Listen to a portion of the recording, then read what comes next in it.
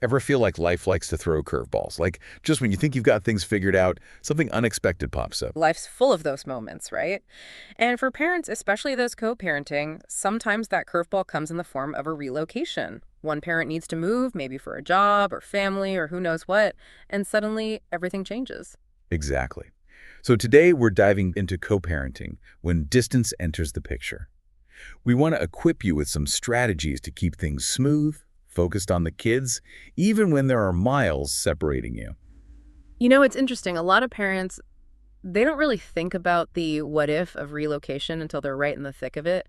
But like planning for this kind of situation is a bit like having a fire escape plan, you know? You hope you never need it, but you're sure glad you have it if things get, well, heated. So you're saying it's all about being proactive, having those tough conversations early on? Exactly. Think about it. If you and your co-parent have already talked through like potential relocation scenarios, you've got a bit of a roadmap. How would parenting time work? What about travel? Even just basic communication, like how would you handle that? Yeah, I can see how that would make a world of difference. When a move does come up, you're not starting from scratch with emotions running high. Right. You've got a framework to build from. Okay, so if we're thinking proactively, what's the first big thing to tackle? I'd say time sharing. Hmm, When you're co-parenting across distances, you have to move away from that world of like frequent short visits. makes sense. Yeah, it's a whole different ballgame. Yeah. You got to think about aligning visits with school breaks, maybe. Maybe one parent has the kids during the school year and the other gets those long summer stretches or holidays. That's a big shift. I imagine that takes some getting used to. You're not just splitting things week by week anymore. No, it becomes more about like maximizing the time you do have. And it's not just about quantity either. Quality really matters. Oh, for sure. Imagine those longer visits, Mm. filled with special activities unique to that parent's location, building memories that wouldn't be possible otherwise.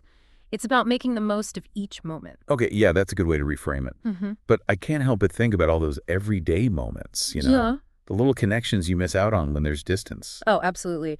And that's where technology can be a real game changer. We're not just talking about the occasional video call with grandma here. All right. This is about scheduled virtual visits. Think like Tuesday night story time or Saturday morning breakfast chats, building that consistency into those digital interactions. I hadn't even thought about scheduling it in like that. I was picturing more of like a free-for-all texting kind of situation. Yeah, but a predictable routine, it gives kids that sense of stability, and you can get creative. Think beyond just screen time, too. Oh, like what? Well, like online games you can play together, or maybe a shared online journal where you both write to the child. Even just sending small care packages back and forth, little things, can make a big difference. Those are really great ideas. Yeah. Okay, so we've got the time sharing figured out. We've got the tech connection going strong. What about the actual, nuts and bolts of getting the child back and forth between homes? Ah, yes. Travel logistics, the unglamorous but oh so crucial side of things. You've got to think about who's paying for flights, how often, who's arranging transportation to and from the airport, all those little details. Right. And remember, it's not just about those big trips. What about smaller visits for school events or family gatherings? It's like a big puzzle figuring out what works for everyone. Yeah. And I imagine it gets even more complex if the move crosses state lines, right? Absolutely. Each state has its own set of laws when it comes to long distance parenting.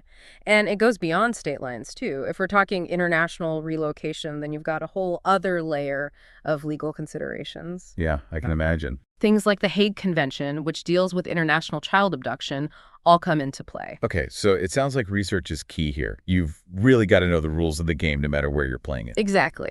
But the good news is there are some fantastic online resources out there. Some are even tailored to specific states or countries. So we've covered a lot of ground here. But even with the best laid plans, kids grow up, right? Their needs change. That has to be part of the equation too, doesn't it? Absolutely. Co-parenting, especially across distance, demands a good deal of flexibility. Regular check-ins between parents, they're not just nice, they're essential. How's the current plan working? What needs tweaking? Is everyone's voice being heard? So it's not a set it and forget it kind of deal. It's about adapting as you go. Exactly. And as you navigate all of this, I want you to consider something. What makes your child tick? What are their passions, their quirks, those unique aspects? They're your secret weapons for making this work. I like that. Say you have a budding artist. Well, imagine collaborative art projects sent back and forth.